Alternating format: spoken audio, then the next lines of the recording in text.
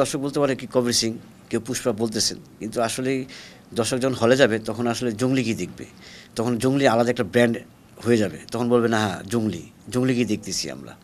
না, অ্যাকশন তো অবশ্যই আছে, কিন্তু আমি আসলে কখনো কপি করতে ইচ্ছুক না, আমি কপি করতে চাই না, যা কিছু আর ইউনিক করার চেষ্টা করি আসলে, সেটা দর্শকদের কথা চিন্তা করে রাখি, বানানোর জন্য চেষ্টা করি। তো সেই দিক থেকেও আমার ফাইটে কোনো কপি দেখবে না, এবং কি ইউনিক কিছু দেখবে, যেটা আসলেই বাংলাদেশের মানুষ মানে দেখে কম্পেয়ার করবে যে না, ওই ফাইট থেকে আমাদের দেশের জঙ্গলি ছবির এই ফাইটটা ভালো হয়েছে। সেই টিম, সেই বিশ্বাসটা আমার টিমের আছে এবং আমারও আছে, দর্শকের কথা এই কথা যে আসবে। সিয়াম আহমেদ যখন এই ছবিটা রিলিজে পড়ে, সিয়াম আহমেদকে আসলে স্টার বলে মানুষ সবাই সম্বোধন করবে, সেটা আমার দিক থেকে, আমি পরিচালক হিসেবে আমি বললাম। আমি শুটিং ক্ষেত্রেও দেখছি, আমি ওর সাথে অনেকজন লং টাইম আমার জানি, বাট এই ছবিতে ওর যে অ্যাক্টিংটা করছে আসলে অন্যান্য ছবিগুলো সে ছাপিয়ে যাবে, এটা আমার বিশ্বাস। এবং নতুন একজন সিয়াম আহমেদকে দর্শক আবিষ্কার করবে। দেখুন, আমার ইচ্ছা অনেক আগে থেকেই যে আমি একজন পরিচালক হব। তো সেই দিক থেকে আমি আসলে সহকারী পরিচালক হিসেবে কাজ করেছি দীর্ঘ সময়, জাজমাল লিমিটেড কাজ করেছি, আরও অনেক গুণী পরিচালকের সাথে কাজ করছি, আমার শেখাটা ওইখান থেকেই। তো স্বপ্ন নিয়ে আমি এগিয়ে যাওয়ার পথেই আমি একটা পরে সিনেমা একটা করলাম, শান মুভি, আর এখন তো জঙ্গলি করলাম, এবং আমার ইচ্ছা আছে আমি ঈদ তো রিলিজ করবই, প্লাস হচ্ছে ঈদ ছাড়াও আমি রিলিজ করার প্ল্যানিং আমার আছে। যে কারণ কি দেখেন, দেখুন আসলে বাংলা চলচ্চিত্রে যদি আমরা ঈদ কেন্দ্রিক হয়ে যাই, আসলে অন্য সময় তো হল মালিকরা আসলে কী করবে, এই ঈদ কেন্দ্রিক হয়ে গেলে তো আসলে হল বাঁচবে না। তো সেই দিক থেকে আসলে আমি আমি তো আসবোই, এক্ষেত্রে অন্যান্য পরিচালক যারা আছে, অন্যান্য বড় বড় প্রোডাকশন হাউস যারা আছেন, তাদেরও উচিত আসলে ওই সময়টা আসলে রিলিজ দেওয়া।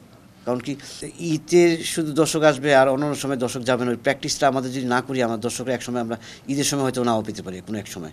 তো সেই প্র্যাকটিসটা আমাদের মনে হয় আরও আগে থেকে করা উচিত, যে ঈদ কেন্দ্রিক ছাড়াও যেন এমনি স্বাভাবিক সময় অনেক ফেস্টিভ্যাল আছে, তখন আমরা ছবিগুলো রিলিজ দিই, ভালো ভালো ছবি যদি রিলিজ দিই, দর্শক অবশ্যই হলে যাবেন। সেই দিক দিয়ে আমার চেষ্টা থাকবে কাজ করার, এবং অন্যান্য যারা আছেন তারাও অবশ্যই সেই দিক থেকেও খেয়াল রাখবেন। সরকারি পরিচালক হিসেবে কাজ করেছি অনেক, তো সেই দিক থেকে মানে কালার গ্রেডিংও কিন্তু একটা বাজেটের ব্যাপার আছে, মানে পোস্ট প্রোডাকশনে কিন্তু অনেক বাজেটের ব্যাপার আছে, সেই দিক থেকে আসলে বাজেট অনুযায়ী আসলে সেটা আসলে কতটুকু ব্রাইট হবে, কিংবা কতটুকু দেখতে সুন্দর লাগবে, কত শুনতে সুন্দর লাগবে।